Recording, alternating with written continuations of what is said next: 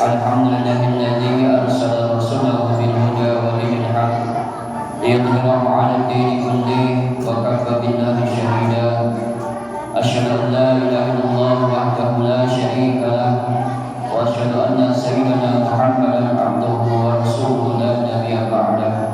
Allahumma shalli wa sallim wa barik 'ala sayyidina Muhammadin habibi rabbil alamin imamil muttaqin sayyidina wa nabiyyina wa maulana Muhammadin sallallahu alaihi wasallam wa ala alihi wasallam tasliman katsira amma ba'du. Ya ibadallah, usikum wa iyaya bittaqwallah faqad fazal muttaqun. Qala Allah ta'ala fi kitabihil karim, a'udzu billahi minasyaitonir rajim, fas'alu ahla dzikri in kuntum la ta'lamun. Hadirin sidang Jumat rahimahumullah, puji dan syukur kita panjatkan kehadirat Allah Subhanahu wa taala. Salawat dan salam semoga terlimpah curah kepada Tuhan alam yakni Habibuna wa Nabiyuna Nabi Muhammad sallallahu alaihi wasallam, kepada keluarga dan para sahabat, dan sampailah kepada kita semua. Selanjutnya khatib berwasiat kepada diri khatib pribadi dan jamaah sekalian, mari kita senantiasa bertakwa kepada Allah Subhanahu wa taala kapanpun dan dimanapun kita berada. Bagaimana situasi dan kondisi yang telah kita terjadi, tetap kita bertakwa kepada Allah Subhanahu wa taala dengan menjalankan semua perintah-perintahnya dan menjauhi semua larangan-larangannya. Kaum muslimin sidang Jumat rahimahullah, dalam kesempatan khutbah kali ini saya ingin mengambil tema yaitu tentang memuliakan ulama. Memuliakan ulama. Kaum muslimin rahimahullah, Allah Subhanahu wa taala telah mengangkat derajat orang-orang yang beriman dan orang-orang yang diberi ilmu pengetahuan. Sebagaimana Allah Subhanahu wa taala firmankan, yarfa'illahu alladziina aamanu minkum walladziina utul ilma darajat. Bahwasanya Allah Subhanahu wa taala mengangkat derajat orang-orang yang beriman di antara kalian dan juga mengangkat derajat orang-orang yang diberi ilmu pengetahuan dengan beberapa derajat. Oleh sebab itu kaum muslimin, orang yang diberi ilmu pengetahuan yakni orang alim. Adapun alim jamaknya adalah ulama. Jadi ulama itu orang kita sebagai kaum muslimin tentunya menghormati, takdim wa taklim tahrim kepada para alim ulama. Kenapa? Karena beliaulah sebagai pewaris dari para nabi. Nabi bersabda, al ulama'u warasatul anbiya. Ulama itu pewaris para nabi.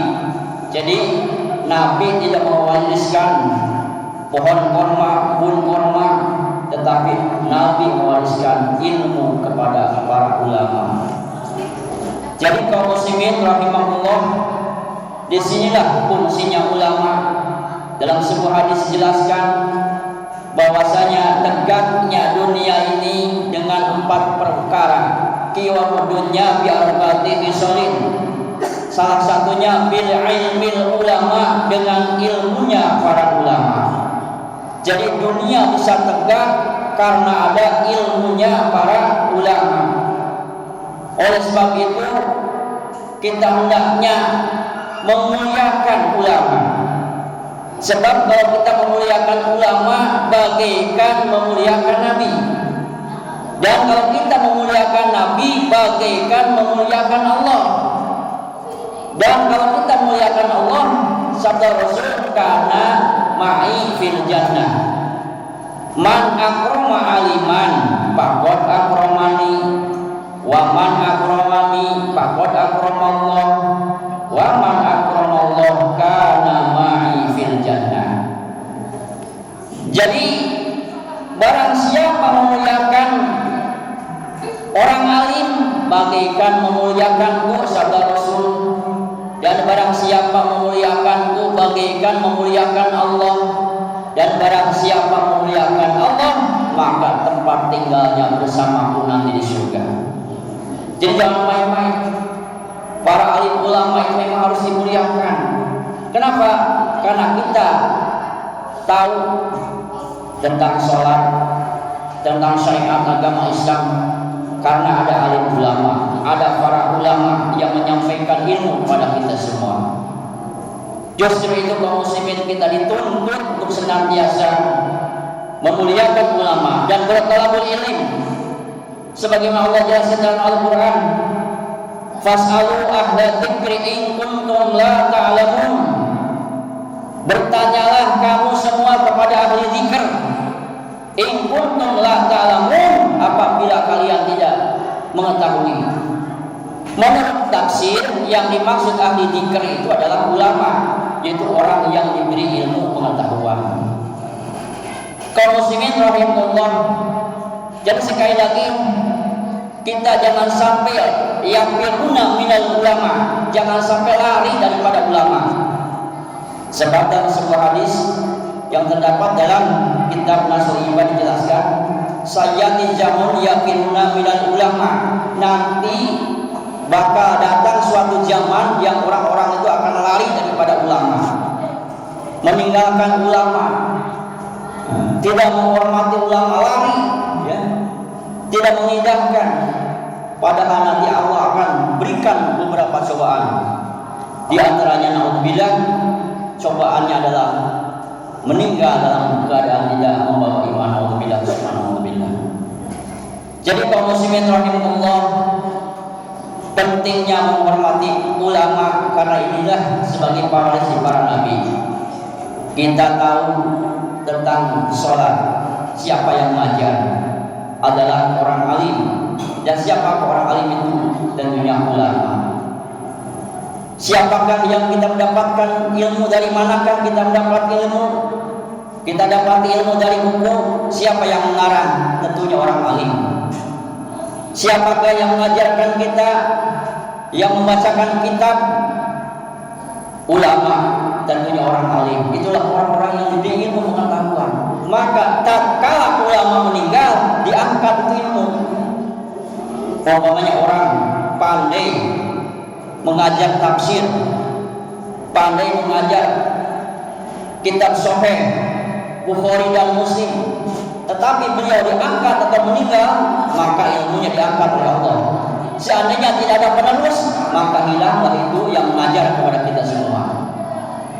Jadi tatkala ulama meninggal, ilmu diangkat di situ. Justru itu kaum muslimin, mumpung di sini masih ada ulama, termasuk orang ulama itu orang alim, termasuk imam pun ulama juga. Imam termasuk ulama, sebab dalam memimpin kepada kita bacaan sholat dengan memakai tajwid dan huruf yang fasih dan benar, dan juga mengajar kepada kita semua, kepada anak-anak kita semua, itu harus dimuliakan.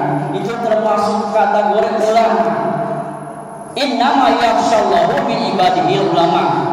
Dalam surat lain Allah tegaskan bahwasanya yang namanya ulama itu adalah orang yang takut kepada Allah Subhanahu wa taala. Jadi sekali lagi saya berwasiat, marilah muliakan para ulama, karena merekalah pewaris dari para nabi. Islam tidak datang begitu saja, tentunya ada yang menyampaikan kepada kita, baik dari mulut ke mulut, baik dari guru kita semua, baik dari pengetahuan apapun. Yang jelas Islam tidak datang kepada kita dengan begitu saja, tentunya disampaikan dengan dakwahnya para alim ulama. Kaum muslimin rahimahullah, justru itu jangan sekali-kali kita meremehkan atau merendahkan para ulama. Nanti akan diuji dengan beberapa ujian. Di antaranya tadi diberikan rezeki yang tidak berkah, dan juga akan diuji mati dalam keadaan tidak membawa iman. Ini semua terdapat dalam kitab Nasrul Ibad yang boleh kita lihat di bab pertama, ya. Justru itu dalam kitab tersebut dijelaskan, alaikum bi mujalasatil ulama wastimna'il kalamil hukama. Jadi kita disuruh untuk senantiasa bergaul bersama-sama para ulama. Nah ini, bergaul dengan ulama tentunya akan berdampak positif. Sebab ibaratnya kita bergaul dengan orang yang membawa minyak wangi, ibaratnya tentunya kita akan ke bawah wangi, nama kita akan baik, nama kita akan harum, karena teman kita adalah ulama, bergaulnya kita dengan ulama, dengan habaib dan lain sebagainya. Nah, sebaliknya kalau kita tidak muliakan ulama, bahkan kategorinya mencemoohkan ulama, maka kita pun akan masuk golongan orang-orang yang mungkin bahasanya tidak baik. Tidak baik. Oh, ini orang ini benci ulama, pasti orang pada muak. Oleh sebab itu kaum muslimin rahimahullah, sekali lagi, alaikum bi mujalasatil ulama wastimna'il kalamil hukama. Dengarkanlah juga pembicaraan orang-orang ahli hikmah, orang-orang ahli ma'rifat, orang-orang yang sudah ma'rifat kepada Allah Subhanahu wa taala. Disitulah kita akan mendapatkan ilmu yang bermanfaat. Karena hati kita ini seperti digersang. Apalagi kita selama 40 hari tidak mendengar mau'idatul hasanah, maka bagaikan bumi yang tandus, gersang sekali. Jadi perlu disiram. Apa siramannya? Tiada lain, tiada bukan, adalah mendengarkan tausiah atau mau'idatul hasanah yang disampaikan oleh para alim ulama. Maka insya Allah kalau kita sering mendengarkan tausiah, maka insya Allah hati kita akan selalu cemerlang. Ibaratnya kita sumur, jadi tidak kekeringan lagi. Sebab kita butuh makanan itu terbagi dua, ada jasmani dan rohani. Jasmani kita makan seperti kita biasa, adapun makanan rohani tentunya bukan makanan jasmani. Tiada lain tiada bukan adalah kita mendengarkan, yaitu dakwah-dakwah atau kita membaca kitab-kitab yang tentu itu merupakan makanan rohani kita. Ya insya Allah dengan hal tersebut seimbang kebutuhan kita terpenuhi, baik kebutuhan dunia maupun kebutuhan batin kita semua. Baik baiklah muslimin, sampai situ mudah-mudahan bermanfaat. Kurang dan mohon maaf. Wal minkum. Inna ahsanal kalam